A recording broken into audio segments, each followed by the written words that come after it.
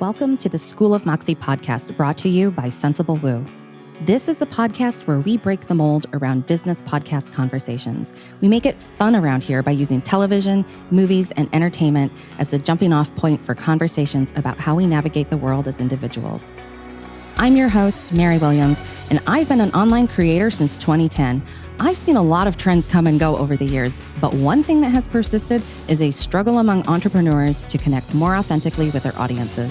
As a business systems process and operations coach, I've seen how much my clients and subscribers have benefited from learning how to incorporate their fun sides. So we're going to demonstrate this for you here on this podcast through analogous thinking. Not only that, but we're using media and entertainment as the lens through which we reflect on our own desires and strengths. Fiction is the vehicle that gives us words to articulate our value systems and tells people who we are. I find that a lot of my audience, and probably yours as well, struggle to find words for their problems until they start thinking about how to use analogies. Analogies help us build bridges between something we can describe into a new area that we are in the process of developing. As humans, we are a languaged species, which means we find context and meaning in our lives through the ability to put our feelings into words. This podcast is going to help you normalize this process and see how it's done in real time as my guests talk through their own experiences in relation to the episodes they've been assigned for this show. Our first season of this podcast is centered on the first season of the HBO original series, The Last of Us, based on the video game of the same name. Consider this your official spoiler alert. On this podcast, my guests are going to jump right into the conversation, and we are going to spill all the tea on the story and the plot. So if you enjoy being surprised, I encourage you to watch the episode first before listening to our discussion. This episode is generously sponsored by Vanguard Collective, which helps minority business owners build foundations and capture market share. Vanguard Collective clients average a 40% increase in profit margin year over year. If you want to experience business growth in a sustainable, purpose-driven way, you can schedule a free consultation by completing the contact page at vanguardcollective.net. Links to our sponsor are in the show notes for this episode, and I encourage you to give them some love by checking out their website. Now let's get watching and talking. Episode 4 is titled, Please Hold to My Hand, which comes from a lyric in the Hank Williams song that Joel and Ellie listened to while driving on their road trip. We've left Bill and Frank's in episode 3, and we're finally seeing Joel and Ellie start to bond a little bit. By the end of the episode, these two realize they have to be a united team. I love the dichotomy in this episode of love, human connection, and community bonds. We are prompted at every turn and twist to ask ourselves what bonds unite us together. The best person to talk about communities with me this season is one of my biz buddies who builds and repairs all kinds of communities for a living.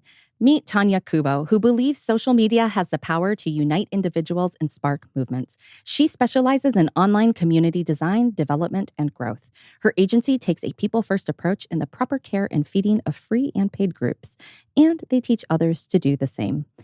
Tonya, we're finally meeting in person for the first time on this podcast. Welcome to the show, and thank you for being one of my very first guests who is holding space for better business conversations. Well, thank you for having me. We're not on Zoom. I know. Like I could touch you. All right. So you are such a trooper for doing this. And I just have to kind of preface this whole episode. I'm not going to go too long on this because this is not what other people are listening for. But you turned me down multiple times at the beginning, even though you and I are like doing a YouTube series right now and everything. And you were like, no, I don't really watch a lot of TV. And I actually think this is really great for our business community because I hear this all the time. They're like, I don't really watch a lot of TV. I don't really want to talk about fun things. I don't really do that. And your husband, Brian, who is my brother from another mother, my Asian brother, he was like watching the show when I was watching the show. And we were kind of talking through you, which was hilarious through our voice notes. And then you guys were in a car one day because your kids were like at some like weekend camp or something. And he was listening to I was pitching you over and over and over again on these WhatsApp messages. And he was like, you better do this. You better do that podcast. Well, when you skip over those, I was like, well, actually, why don't you just have Brian instead? Like, I'm like throwing him in front of the whole thing. He's like, she doesn't want me, honey. She wants you. Yes. Do it. He's like, I'll sit there with you. I'll coach you through it. I'm like, I don't know that might works that way. I love that okay. he immediately started watching the show again so that he could explain things to you. It was just one of the most heartwarming things. And he like got the concept right away. And I knew, I was like, yes, this podcast is going to fly. Like we have to do it. Because Brian's not a businessman. No. He's not in the entrepreneurial space. He's a fan of the show, but he immediately got the concept of analogous thinking. And I thought that was really powerful. So he also wrote me Cliff's Notes. He wrote you. You can refer to them if you feel like it. I should send them to you. He wrote me the Cliff's Notes of the first 3 episodes in case you referenced back, right? Because, I watched episode 4 a few times, but I did not watch the other episodes more than once. Right. And there's, that's okay. We'll be okay. But just in case, I'm prepped and primed. All right. He's been quizzing me. All right. Well, let's get into the first thing because your episode shows community in a way that I think our business community really, really needs to watch. It's dramatized. Of course, it's like way over the top. It's not what we experience in real life, but it is analogous to a lot of things that do happen in communities when things go wrong. So I always feel like, we can wish for change, but sometimes the system that comes in to replace the old one is just as bad, if not worse, which is what we see in Kansas City. And I was reminded by Joel, our sound engineer here. So there's a guest star in this couple of episodes, Melanie Linsky. In the chair I'm sitting in this podcast studio, she sat in last week. So feeling like we have a little... You touched the chair. Melanie Linsky touched. Juju on this episode. It's a little magic, okay? So what I want to talk about you with on this theme of new regimes coming in, and they're not necessarily better. How much do you think that happens in our business communities? Because I have opinions. All the time. So before we get there, though, I want to make sure that we come back to another point, and is that in this episode, we actually see 2 communities. So we see a community in existence, and then we see a community form by the end of the episode. Yeah. And I want to make sure anybody who's watching doesn't miss that as we dig into the regime that Joel and Ellie enter into when they get to Kansas City. See, and you thought you wouldn't. What were you thinking? No, to this podcast. Just dropped like a mic drop moment like right now. But I mean, because part of it is that's the polarization, right? That's the opposites of going into what we see in Kansas City happening, what's led by Kathleen. And then by the end, we see, okay, this is a whole different kind of community that has been solidified by Kathleen's regime, right? And everything that Kathleen is and everything that she has created in her community was triggered by the community that they replaced. Yes. And so I think that is where we transfer over into business. Because how often in business do we see people do the exact same thing, right? It's like you're either, I did not come up with this. I read it in a book somewhere, right? But you're either responding or you're reacting. Yes. Okay, so the community we see at the end is a response to what Melanie has created. Yeah. Where her community is a reaction to Phaedra. Oh, that's so good. Right? So you see how reactive she is throughout the episode. All she does is react. Right. And because she's in reaction mode, right? There is no, logic is completely overridden by emotion. Yeah. So let's take this to business. And how often have you encountered somebody in business, whether it's you're reading their sales page, you're looking at their email marketing, you're checking out their social media, and you're like, and they say, nobody's responding or whatever, right? And you're like, well, I've had a conversation or 2 with you. Just doesn't feel like that's you. And then they insert guru name here says that this is how you have to do it to get followers, right? Yeah. And so they're parroting, right? They're reacting like, if I want 100 followers in a week, I have to do this. I have to act like this. I have to be like Stu McLaren and ADHD or Rachel Miller and talk about all the different things. I can't be me. And then what ends up happening is they're so high in emotion, they can't actually respond in the moment to whoever might be attracted to the message. Yeah. I mean, I feel like we see that also reflected. The Fireflies is another community that we come across. Yeah. The most functioning community is the one in Jackson. But they too, is there's sort of this core energy, core ethos that everyone subscribes to. But with the community in Kansas, because it's so reactionary, it's such a great example of reactionary thinking and therefore actions. Like it falls apart very easily. Like it's very fragile. It is fragile, partially because it is based in might being right. Yeah. Right? So, I mean, you're either for Kathleen or you're against her. There is no in between. And everything that happens is Henry's fault, right? So, I mean, there doesn't need to be evidence. She doesn't need proof, but everything is Henry's fault, right? And getting to Henry, revenge against Henry, has clouded her peripheral vision. It's like she's blind, right? She has no peripheral vision. She is just laser focused. Yeah.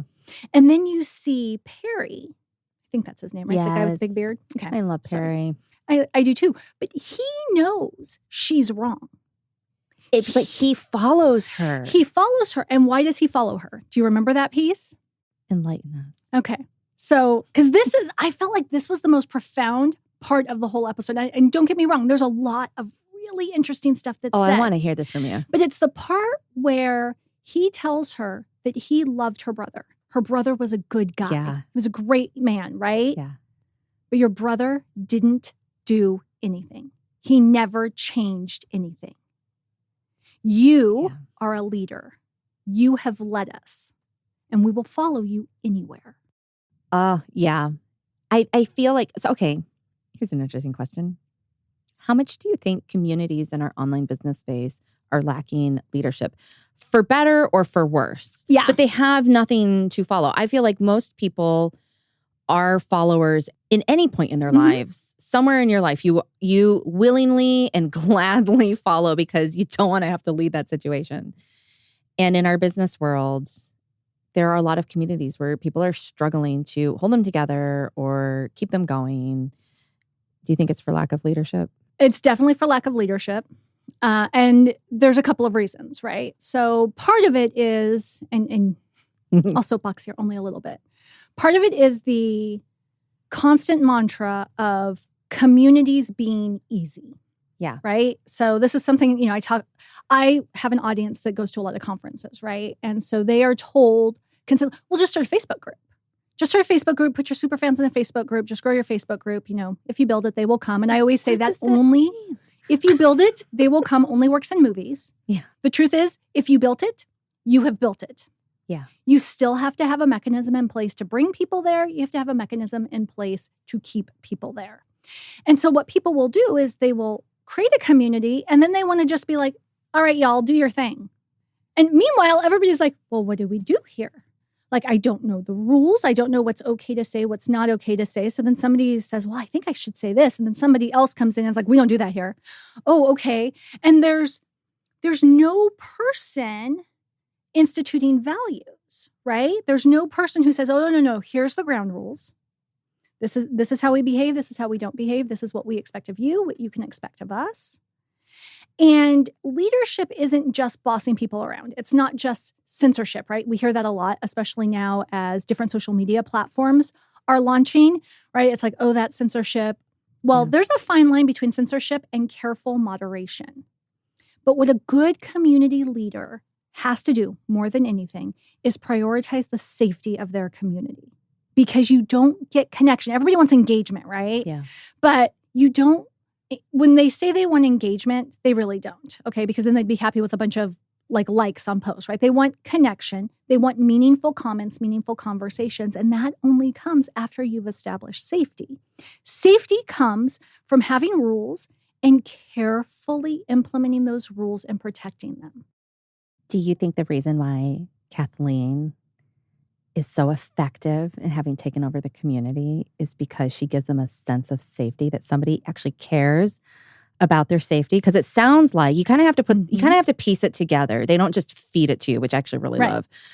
And they make you think about it. And it sounds a lot like when her brother was in charge before Henry gave him up to the authorities and he got killed, that as nice as her brother was, people were being taken by Fedra and unfairly, imprisoned or whatever it is they do, and probably treated very poorly, if not tortured or whatever.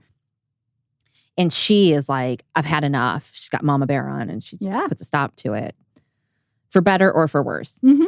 So often we look back in history, right? And we see horrific dictatorships, regimes, right? We see genocide. Yeah. We see all these things. And we go, like, they didn't wake up one day and just take over the entire like country or continent, right? Yeah. It was a series of small steps, just incremental steps that led to it. And you know what? They were so incremental, nobody noticed, right? Until suddenly there was this mass support behind it. And then they were strong enough to overthrow, right? And part of that is because people in a position of power get really complacent. They get comfortable. They're not watching out, right? Because they don't think anybody can attack them. And so you end up with a sneak attack. But what ends up happening is the way that these dictators or people like Kathleen engineer the consent of these individuals who would not agree to a lot of this stuff under normal circumstances is because she prioritizes them over everybody else, right? Because throughout this episode, and I really feel like throughout this season in particular, the question we're being asked is whose life matters? Yes. Right? So Kathleen is like, okay, so this has to stop. Now, this has gone too far now that you're in the box. But it didn't go too far when my brother was in the box. Right? So now that you're threatened, that your life is in danger, this is a problem and we need to dial it back. But where were you when my brother's life was in danger? Right. And the doctor says, oh, you were wronged, you were this, you were that. But he never answers. He never answers. And yet at the same time, because they tell the story out of time order. So you really have to think about it. While he's sitting in the box, Henry and Sam are in that attic waiting for him to come back. So he has given them safe harbor. He has prioritized their lives. I love this question of whose life matters because it comes around again by the end of the series with Ellie. And with Ellie, but also at the end of the episode with Sam. Yes. Right? So, there's that point where Henry says, but Sam's just a kid. Yeah. And she was like, kids die all the time. Yeah. Right? Because by now, 20 years after this apocalyptic event, it's not quite Mad Max land. Not quite. No. But everybody has seen death. Everybody has seen destruction. They have seen abuse. They have seen violence. We see that in Ellie, right? You've got this like potty mouth teenager. But like she did not have the same upbringing as kids did 20 years ago when this all happened. No. And the degradation of the world around them really influences everybody. Right. And it comes down to humanity, right? But what is the definition of humanity? So throughout this episode, we as viewers are being asked the question of whose life here is more important. Is Ellie's life more important than Joel's?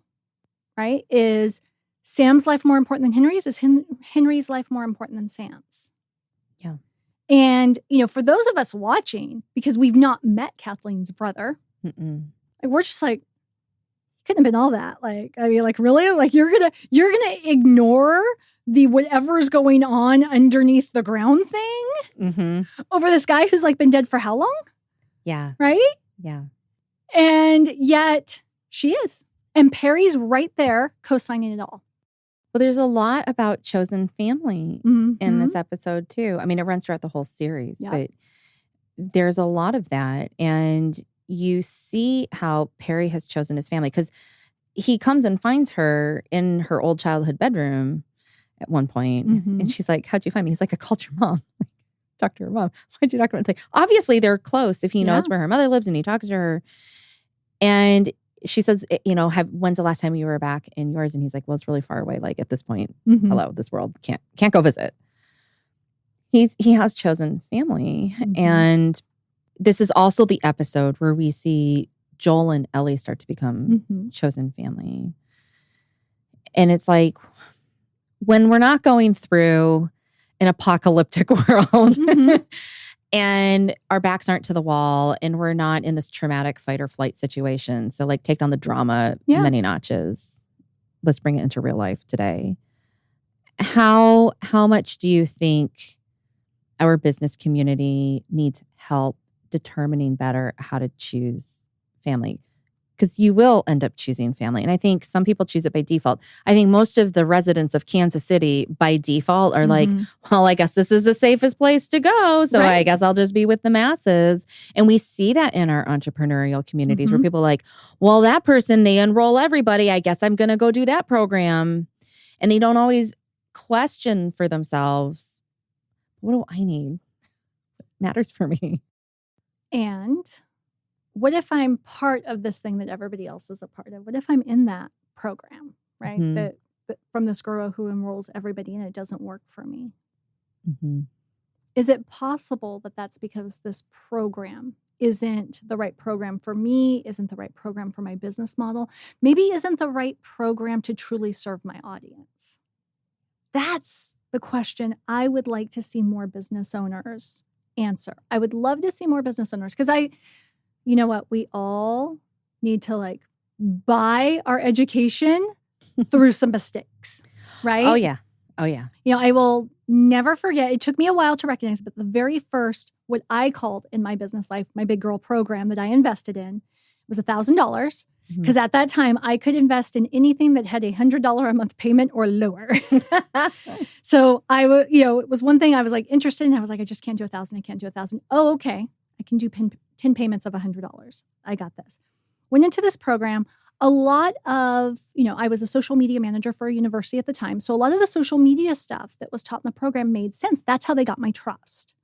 It's like, okay, so this all makes sense. And this stuff works. I know this to be true. But then, over the course of the program, and of course, what they sell you is often not what they give you, right? So, I mean, that whole idea, sell them what they want, give them what they need. Yeah. The program was really designed to lead you to either an online course or doing a high-ticket program. And you were going to do this through paid ads, right? That's how you were going to grow your audience. So they said they were going to teach you how to do content marketing, but that is not actually what it was. It was like, you're going to get, 1,000 email subscribers. You're going to do all these things. But paid ads was the way to do it. And the idea is you're going to pay all this back by having this really expensive program at the end of the 3 months. And, so it was one of those programs. I had the time, I had the ability, right? Got in, did all the things. And nothing worked. In fact, we did like 3 launches and they all fell flat. And of course, I didn't know that because I didn't know how to do my homework back then. But this was her first non-pilot, right? So this was the first time she had launched her program out into the world from people she didn't know. And she was following James Wedmore because she was in his, at the time, I think, 10K a year program. Now it's probably much more than that. And she was just like, well, you need to do this and you need to do this. And then at one point, she finally says, well, you either need to pick a different offer or pick a different audience, which is good advice, right? And of course, looking back now, I recognize 2 things. Thing number 1, I didn't have offer market fit, and her program was not designed to teach me that. So I could do everything she said by the book, and I was never going to succeed without a mechanism for me figuring out alignment between my offer and the people I was attracting, right? Because her thought was, well, just invest enough in ads. Oh, $500 in ads isn't doing it. Well, let's try 1,000. Okay, let's try 2,000. Right. Eventually, the right people will come. That was a wonderfully expensive lesson for me to learn. So your episode is part of what I kind of look at as sort of like a 2-parter because you got episode 4, which is yours. And episode 5, we'll talk with Beth about Endure and Survive. But by the time we get into the next episode, we see the magnitude of the clicker problem living under the streets of Kansas City. And I feel like that's kind of what happens with our business owners. They don't have the answer to solve that big, honking, huge problem. But you're in a leadership role. You've enrolled all these people. Now what? How do you unring a bell, right? How do you unring a bell? How do you've invested in a program, you're doing what they told you to do. Even when you see warning signs, it's really hard to backtrack. I mean, it goes to the principle of inertia, right? Object at rest stays in rest. Object at motion stays in motion. Once you're on the train, it's really hard to get off the train until you crash. And so this is also why I think you see a lot of people in business follow a particular expert and stay with that expert until the bridge has been burned to a point of bitterness. Yeah. Happens all the time. I would love for people to recognize, number one, you can opt out at any time.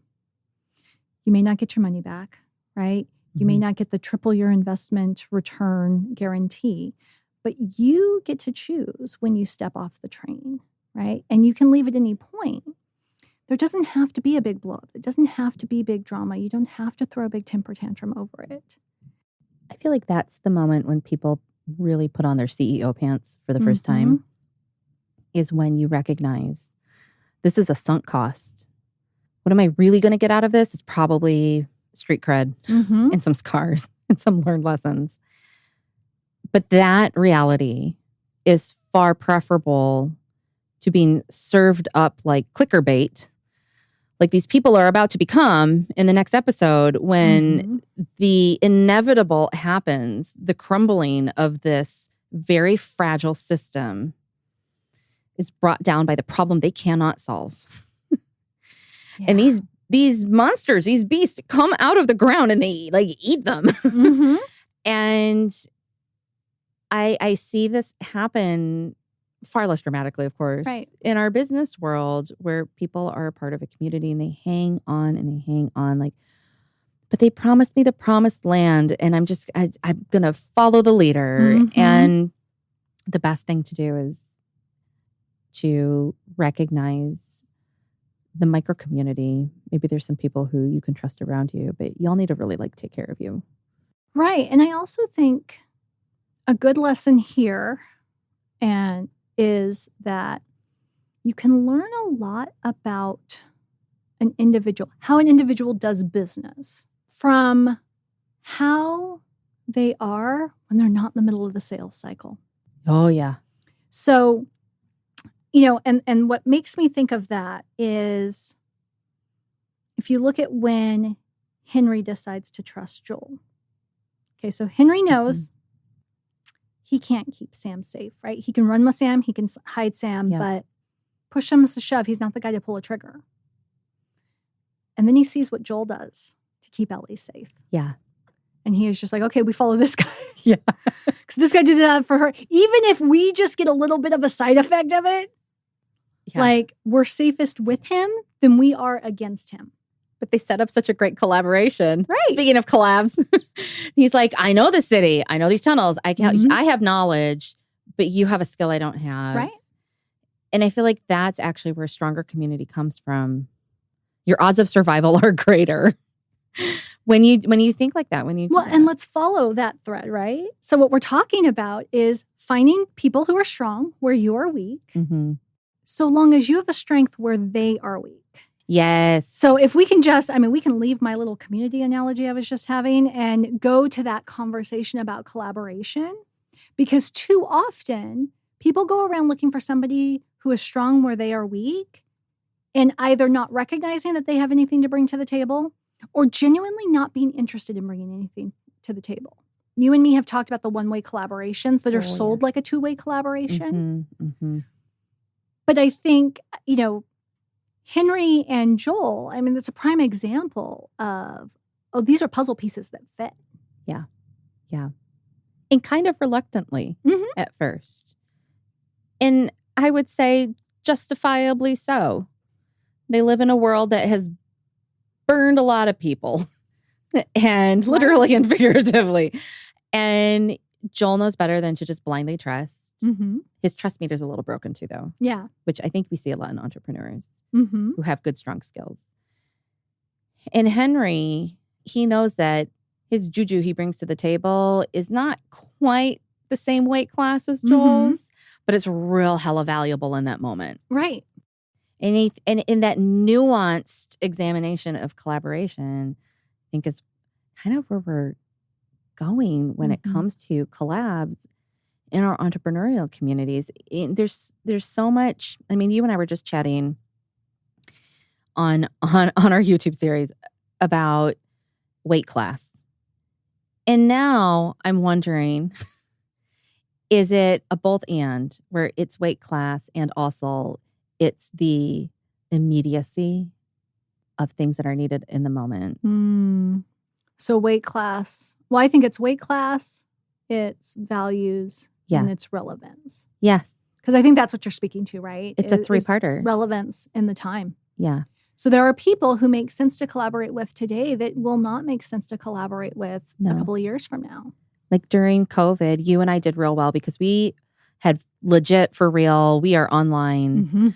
How many people did you meet who said, I'm an online entrepreneur? And then when you had to go to Zoom, they're like, I can't get on Zoom. And you're like, are you? Oh my gosh, yes. And so there's a timeliness to some of those skills. But now the world finally figured out how to use Zoom. So that skill is a little less valuable.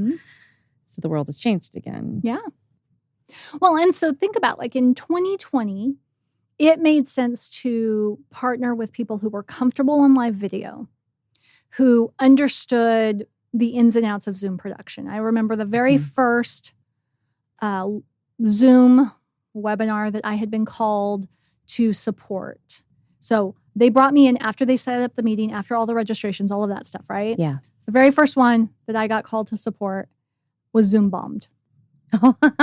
Because they didn't understand security measures, right? And I had asked a lot of questions. It was like, oh no, we do this all the time. It's fine. We just want you to come in and help us with this because we've got more registration than we're used to. Right. Because they thought their issue was volume. They did not realize their issue was security. But let me tell you, I only moderated one Zoom call that got bombed, right? Learned my lessons really fast on that one. And they did too, right? They learned like, oh, when somebody asks you a question, even if you think it's a really dumb question, you should thoughtfully answer their question, not blow them off. Yeah. So, back in those early days, there were some skill sets that we had that made sense for collaborations.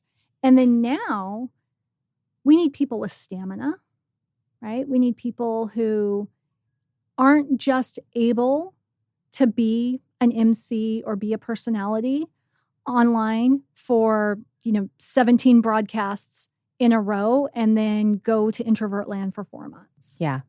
I don't know if people are becoming aware yet of the visibility roller coaster that most online business owners do, right? So super visible leading up to the launch. Yeah. Hyper visible during the launch. And then they kind of crash. And then they ghost. Yeah. Right? Once they're in fulfillment, those with teams, they hand it off to their team. They go on vacation. We've seen that. We've worked for those. We've worked for it, yes. They go on a 30-day vacation and leave the rest of the team to, cash the checks that their mouth wrote. And we forget because we're either in the program or we're doing something else, right? So we're distracted. So we don't see that they go up and down, and then they tell us how we have to be up 365 days a year. Yes, you do develop a certain muscle being up all the time. I actually think in the course of watching this story, it's not a great way of learning to develop being, vigilant or on your game. But because they live in this world where it is literally survival, people have to learn to have their wits up about them. And the people who let their guard down or don't protect themselves, they become toast pretty quick. Yeah. And I think that's where people search for leaders is because they're tired. They are tired. Now, you and I have discovered, which is probably why we get along really well, that we do have really high capacity and high tolerance. Yeah. High stamina levels. We have both burned out really wickedly awfully too. Yes. And there is a limit. And when we burn out, we take longer than the average person to recover from burnout. Yeah. Because we can shoulder so much before we burn out. The bucket is bigger. Yeah. It takes longer to empty a bigger bucket. So I think this is really interesting for us to put these concepts into words for our audience listening about business, because I don't feel like I hear enough people talking about leadership. You're in this right. capacity. Also, I would say that the people who do talk about leadership talk about it in a way that is patronizing or condescending to their communities. Oh, please take the mic. So, I hear people talk about leadership a lot. In fact, recently I've been, I go through the follow and follow phase like everybody else does. Oh, yeah. Like, okay, everybody's talking about things that are happening in the industry that I am oblivious to. Okay, follow. All right, I got it. Okay, I'm done. Unfollow. But, it's like, okay, we'll just go do it, right? They want to boss people around. They're like, how many times have you and I sat in either a training or even, say, a peer-to-peer space where somebody will just tell them this. They won't dig any deeper, right? Yeah. Like, just tell them what to do. They won't investigate further. They'll just believe you. And if they don't believe you, oh, well. And then they stand up there and they say, oh, I get it. I get that, you don't know how you're going to make rent this month. But if you just invest in my thing, we'll have double your rent by the end of the month. And I've heard people say, everybody's looking for somebody to follow. Right? So, why don't you just be the person that they follow? You and me talk about leadership in a brass tacks way. I feel like we pull no punches. We're very blunt, but we talk about it from a place of compassion and empathy for our communities. For example, I am somebody who for years fought people telling me just boss me around because, my report cards from the ages of first grade until fifth grade all say too bossy. One of them even says, I'm never going to get a husband. No. Welcome to being in the 80s, right? Being raised in the 80s. I'm never going to get a husband if I don't learn to let the boys take the lead every now and then. What? Yeah. Shout out to Miss Scott. Thanks for that. I appreciated that a lot when I saw that. So, right. So I would fight because people would say, just boss me around. And then, of course, being trained as a coach, you're told they have the answers. You don't tell them what to do. You draw it out. If you ask good enough questions, they'll eventually realize they know the answer. But it is the most frustrating part of coaching that people honestly want to be bossed around. Well, first of all, they want to be bossed around. And guess what? You and me attract people who don't actually know the answers. That's why they come to us. Yeah. They come to you for the Dewey Decimal System level of information gathering and organization. They come to me to be their personal Google, right? This is the value we provide. This is the service we are here in the industry. The thing is we don't approach this as we are better than them. They are too stupid. They are too lazy. Well, I mean, you could look it up yourself. Now, don't get me wrong. There are a couple of people, after asking me the same question about 7 times, I have turned to say, you can Google this, right?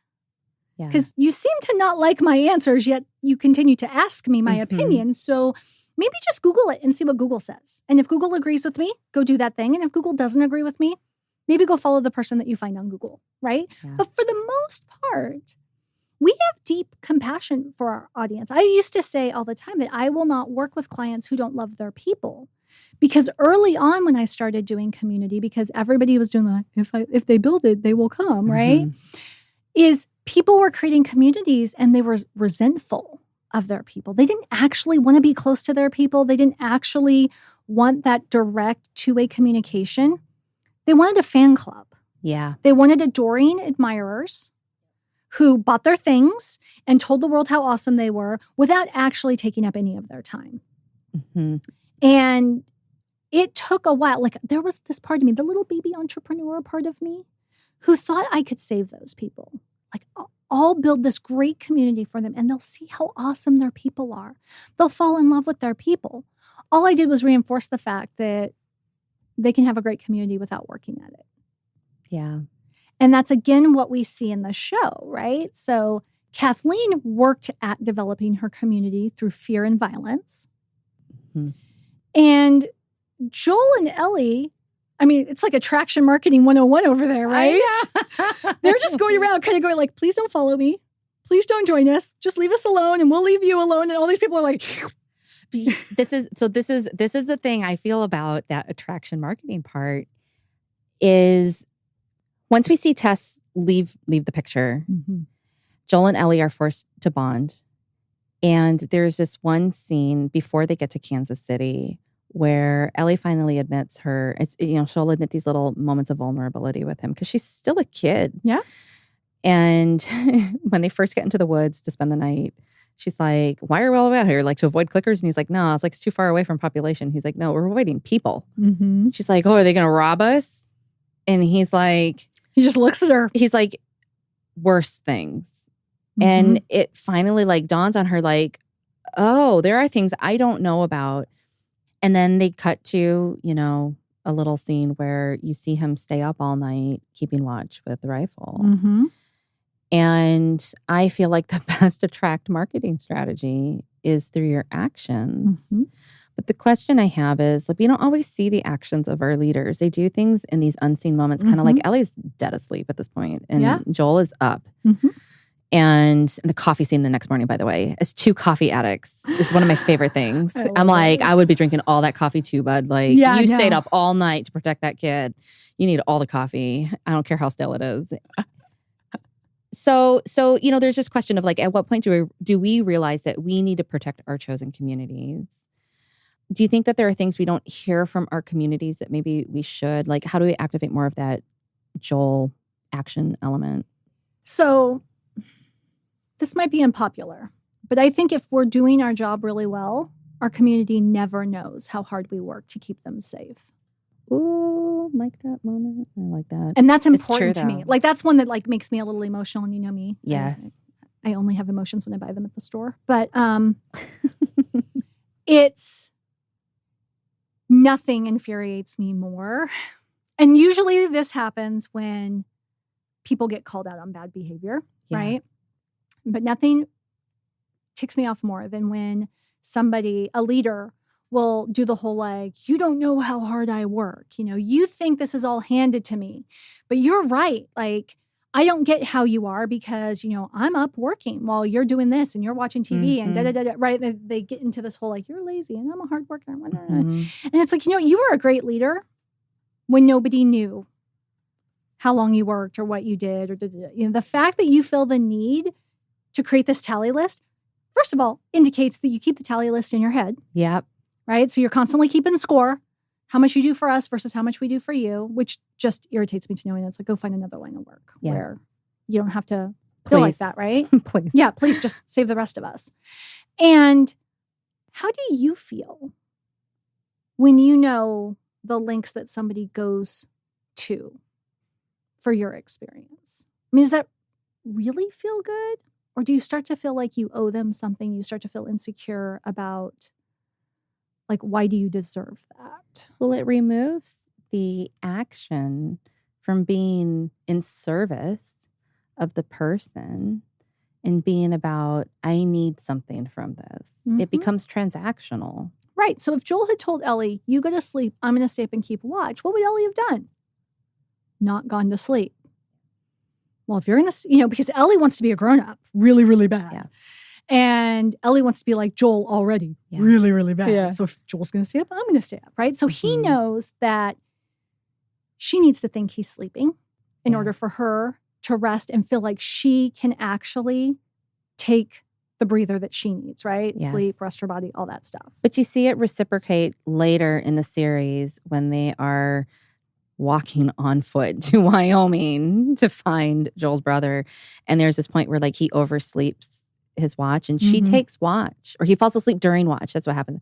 And she takes watch for him. And he's mad when he wakes up because he's like, you didn't, like, you should wake me up. Like, I'm the one who's supposed to do this for you. And she's learned leadership skills from him through his actions. She's like, no, I did everything you taught me.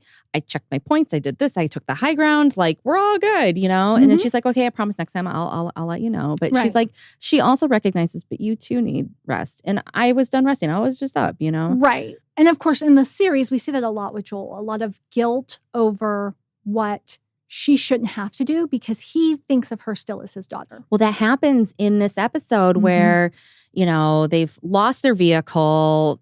There's this rebellion running around, hunting for them, thinking they're Henry. And they hide out in some like business shop. I think it's a bar or something. And he has this conversation and he's like, man, I really suck at this. She's like, you really do. But he apologizes because he's like, you're a kid. You shouldn't have to do this. You shouldn't have to deal with this. And I feel like those of us who have communities feel this sense of responsibility, like, my people shouldn't have to suffer some of the things that I did on the way. It's the whole reason I created this is so that you don't have to. But things are still going to happen. Mm-hmm. Yeah. And I think good leaders think through that, right? Good leaders go, okay, you shouldn't have to do this, but you did, right? And we see that when conflict breaks out in a community. I feel like good leaders handle a lot behind the scenes that the community never recognizes, but it's unavoidable. Some people are just some people. And some people are really some people. It comes out, right? And I've been in several communities, and I've been the leader in a few, but I've been in several communities where the leader just comes out and says, look, I'm sorry. You guys shouldn't have had to deal with that. But you did. And as the leader here, it is my job to own the impact of that and let you know this is what we're doing moving forward.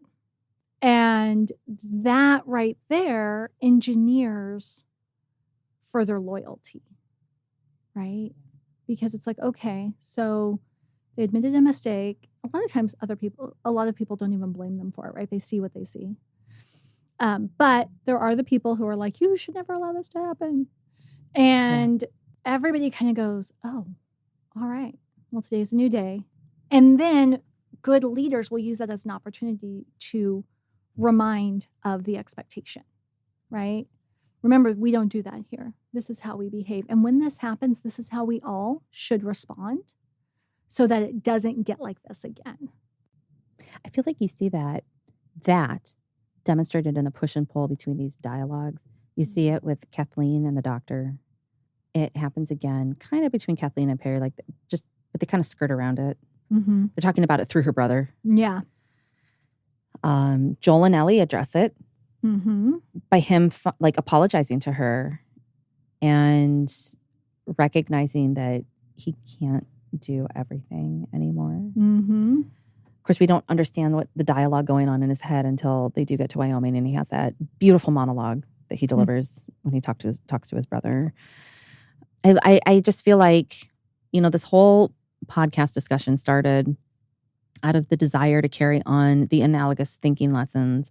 But I think the analogies, they show us nuances. In building community in your business requires so much nuance. And yeah, I think it's so beautiful the way it's been laid out. I love the way that you have picked up on more nuance. It's like you put words to things. I was like, that sounds so good coming out of your mouth right now. I want to take kind of a left turn here, though, because one thing that does happen in this episode involves Ellie and her puns. and the thing that I pulled out was that, well, you know me. I mean, hello. We are recording in Los Angeles, and I used to do stand-up comedy, and I always say stand-up is one of the best things that an entrepreneur can do. Yeah. It teaches you so many things. But, humor really is required in everything you do. And so we meet Ellie's really cringy sense of humor through her pun book. My favorite meme is the one where Joel is like, no. That's just a shake in the head. No, I don't want to hear this right now. It's like when your kids are telling you one joke and you're like, oh God, I don't want to do this again. So for all of Joel's grumbling, though, he secretly loves it because they're camping in the woods and she tries to tell him a joke and he knows the punchline to the scarecrow joke. And she's like, you son of a bitch, you know it already, So there's this exterior. And then we see him protect her during the night. So I feel like our entrepreneurs really need to take a lesson from they look for this perfect branding.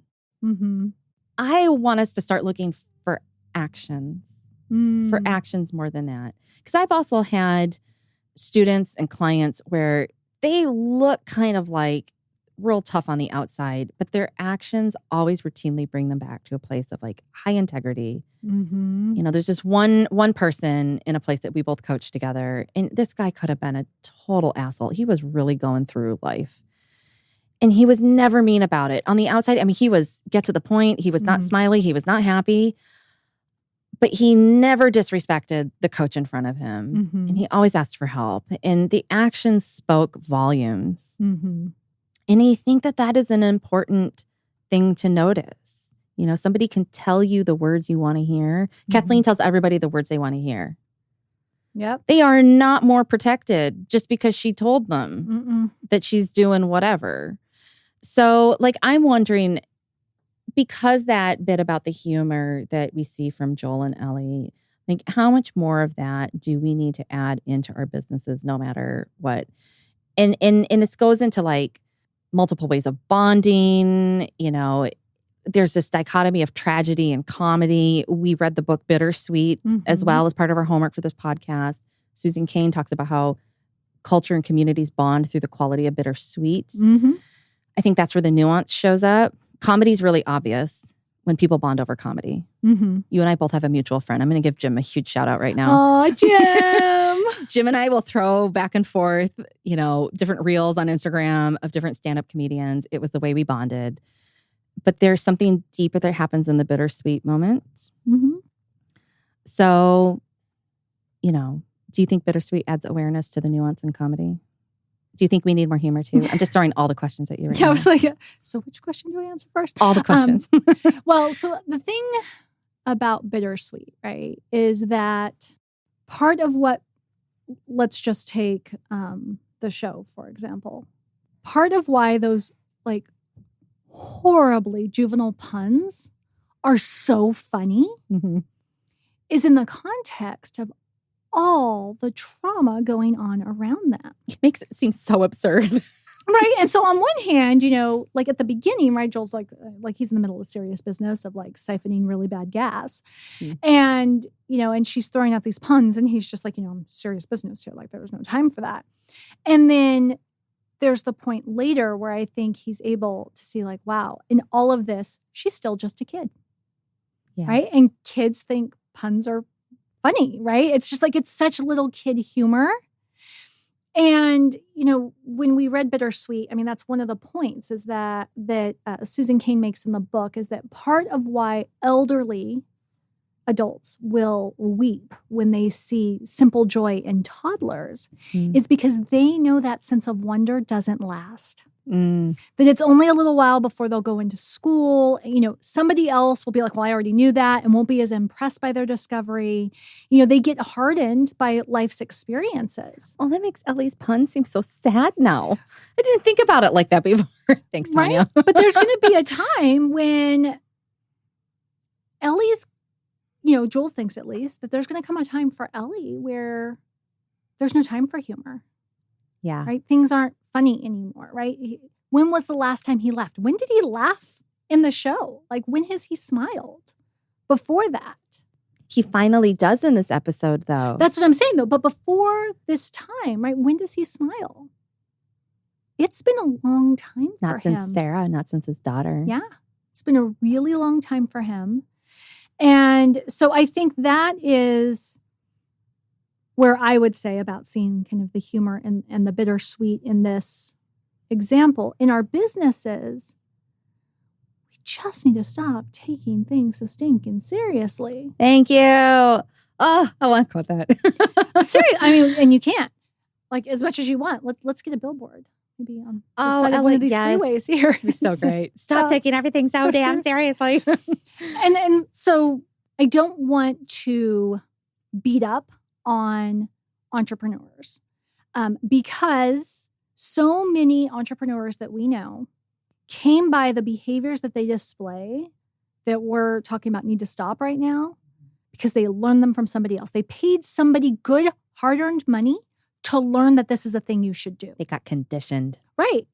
So in our coaching experience, how many times have you encountered the entrepreneur who, you know, I always call it building pretty castles nobody wants to live in but yourself. I love it when you always talk about that. Right? So, you know, that's my analogy for you. You like build everything perfect as you think it should be, but you never actually invite anybody into the castle and see if they can find the bathroom themselves, right? Yeah. So you don't actually know if it works until you've put so much time and energy into creating it, you can't afford to start over.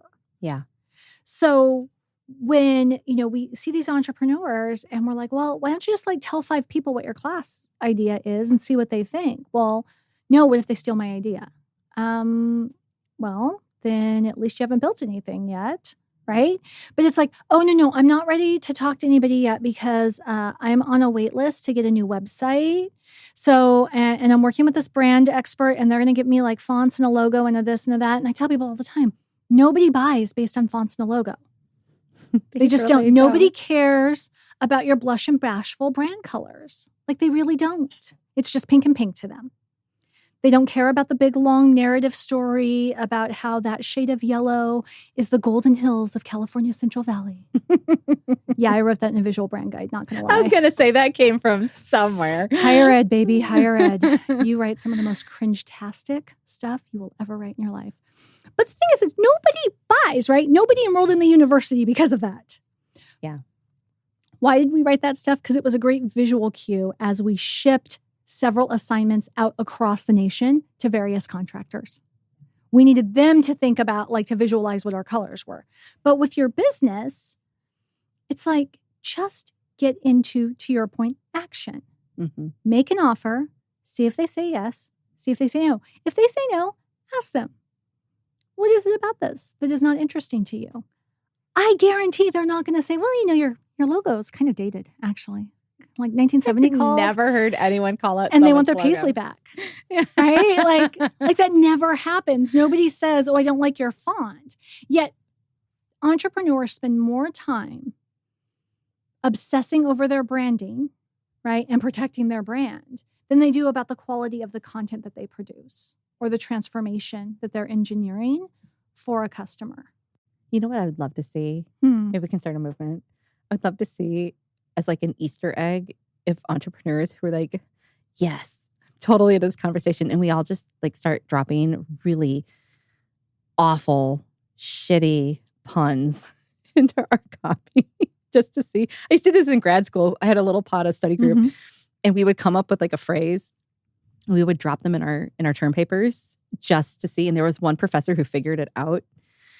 And he left comments on our papers around like the concept where we incorporated every single paper had like a circle and like a comment. And we were like, he got it. He got the fun. It was so great. It'd be so great to have some joy back. Well, that's the thing, right? Is like, honestly, it is easier not to run a business.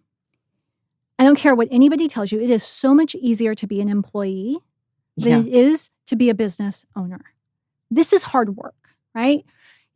We've talked about this on our YouTube series, entrepreneurs and the people who work 125 hours a week to make money while they sleep, blah, blah, blah. Yes, it is hard work. There are easier paths out there. We should at least have fun while we're doing it. Yeah. Right? And sometimes I think we come into our entrepreneurship still with an employee mindset. Right? And we treat these experts that we hire, these people that we allow to mentor us, we treat them almost as employers. Oh, if I don't do what they say, they're going to be mad at me, right? Like I'm going to get a write-up. Something that you've heard me say several times, it's like, I promise, like nobody's going to cancel Christmas over this. Really not. Like I'm going to tell you what I think you should do, but if you decide to do something else first or something else instead, Christmas still comes on December 25th this year. And the year after that, and the year after that. Well, your good advice is going to come back always on December 25th. Yeah. And the year after that. And the year after that. Okay, I asked this question of everybody, and I'm going to ask you now. What does The Last of Us reflect back to you about yourself? Oh, I do not think you provided that in the notes for me. I swear I did, but it's been catching a lot of people off guard today. Okay, I'm going to make you repeat the question. What does The Last of Us reflect back to you about yourself? Okay. So I didn't want to watch this show. The whole reason I turned you down, right, is because I did not want to watch the show. Not because I didn't want to watch TV, not because I think I'm too smart, too accomplished, too busy to watch a TV show. Trust me, I will set aside my entire life to watch Reacher on repeat. But because, I'm like, I don't like horror. Yeah. Right? And this is something that Brian pointed out. So this will be Brian's little reference here in the show since, he can't be here actually doing the interview in my place where he'd really rather be. So Brian pointed it out when I was telling him because, I was having to leave the room during episodes and just like hollering, like, tell me what I miss. I can't watch this part. Like it's intense. Right? Yeah. And so he pointed out his sister hated zombies. So Brian's whole life, like as an English major, I mean, he wrote paper after paper about post-apocalyptic stories. Like that has been his thing. Yeah. Post-apocalyptic stories and movies and what they say about humanity and how they bring out how they bring out the best of humanity. Like they give you this opportunity to really show what sets the good guys apart from the bad guys. Yeah. His sister, very much like me, hated any kind of post-apocalyptic show, but she specifically hated zombies. Okay. To the point that her email address was I hate zombies 1954, I think. 1957, something like that. It was like, awesome. I hate zombies the year her dad was born. And after like talking about it a lot of times, because he was like, how do you not see this and how do you not see that? He thought it was the horror aspect. It's not the horror aspect. It's the breakdown of structured society. Oh, that is so not what I expected you to say. It's hard for you to watch that, isn't it? It's so, I believe that people, because, I think back to like, I thought, I was a pretty good student. Yeah. Until I had to read things like Lord of the Rings. Uh-huh. Not Lord of the Rings. I'm sorry. That's not the one. Lord of the Flies. Thank you. Lord of the Flies. Oh, Lord of the Flies is. Man's inhumanity toward man. Like, that is why I do community. Because what I have recognized over time is if you leave people to their own devices, the big jackasses of the world ruin it for everybody else. Well, I think there are many of us right now with all of the things that have happened in the last, 6 years, 8 years? How long ago was 2016? And I think that a lot of people feel that, and it's concerning. Mm-hmm. It's concerning. So stories like this seem to appel or retract. But one of the things that I have found really interesting, because I knew that not all of you who I invited to do season 1 with me were into this show or shows like this. But there's one thing that I know and that I think is helpful for other entrepreneurs who are avoiding digging into thinking exercises like this, is that when you go consume content that you normally wouldn't consume, it breaks open new neural pathways. It does something for you. You don't have to love it. You don't have to agree with it. And you don't have to watch it forever.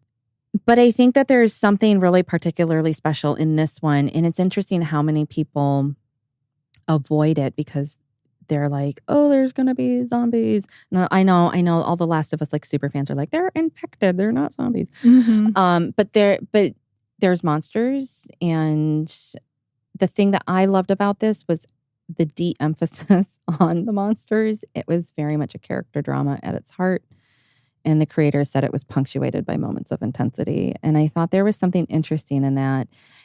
And again, with the nuance, to be able to sit with something long enough to see that dynamic shows you so many things about the ways that you might want to set yourself apart in your business too. Because everyone else is doing The Walking Dead. Yeah. And here you are, and you can't avoid it. You've got zombies too. Your business does. And it's like, so how are you going to do it differently? Well, in this episode in particular, right? This episode is all human drama. Yeah. Which honestly... The humans are the monsters in this episode. But it's much more difficult, right? To sit through some of those pieces.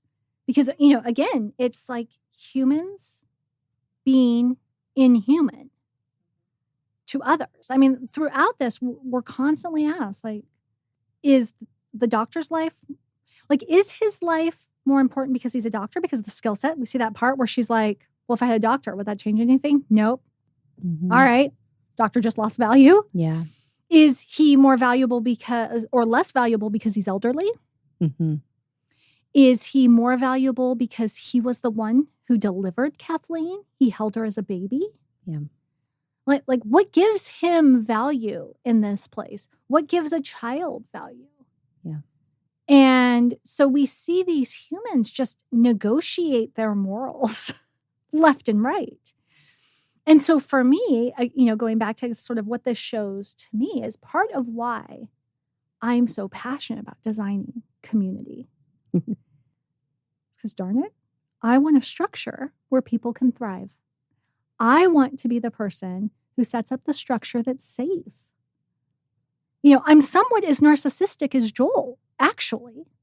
I'd like to think I'm a little better at keeping people safe than he can be, but just as narcissistic, right? Just as much wanting to be the savior of the world.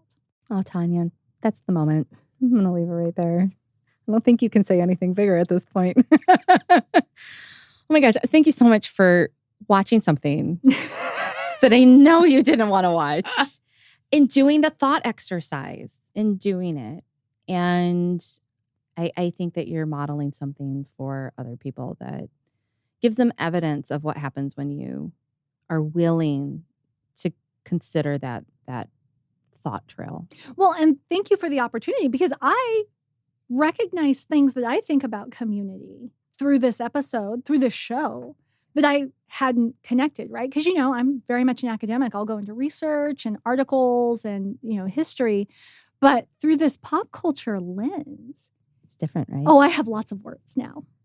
You want to finish this thought? Well, no, I'm just saying, though, it's like I have so many words now about how to think through the inevitable consequences of certain choices, right? So again, the overthrow of communities, right? Like we see that happen a lot. We've seen that happen in some pretty big business communities, right? Somebody gets mad. They say, this is wrong, this is bad. Okay, that's it. I'm going to take my toys and go home. I'm going to go create this thing elsewhere. And then... Threads. Right. And then that other new place has an opportunity to be just as bad, worse, or better. And who makes the difference? This has been the official School of Moxie podcast with your host, Mary Williams, and special guest, Tonya Kubo. The show is written and produced by Mary Williams. This episode was recorded in Los Angeles, California at Melrose Podcasts, with Joel Liss as our sound engineer. Chris Martin from Chris Martin Studios is our editor and sound designer in Vancouver, Washington. Additional production and marketing support is provided by the AK Collective, founded by Amber Kinney. I'm Mary Williams, your host and the founder of Sensible Woo. You can watch the HBO original series The Last of Us on Max.com. As a librarian, I will always encourage you to check out the companion book Bittersweet by Susan Cain at your local library. You can find this show wherever you listen to podcasts, and all of the links to resources, guest information, and anything else we might reference in an episode are in the show notes. We appreciate your support by subscribing and submitting a 5-star review. It helps other listeners find and share this content alongside you, our wonderful listeners. Like and follow Sensible Woo on YouTube, Instagram, and don't forget to subscribe to email updates at sensiblewoo.com, which includes a weekly tarot reading delivered right to your inbox. Until next week, be sensible, be woo, and most of all, be you.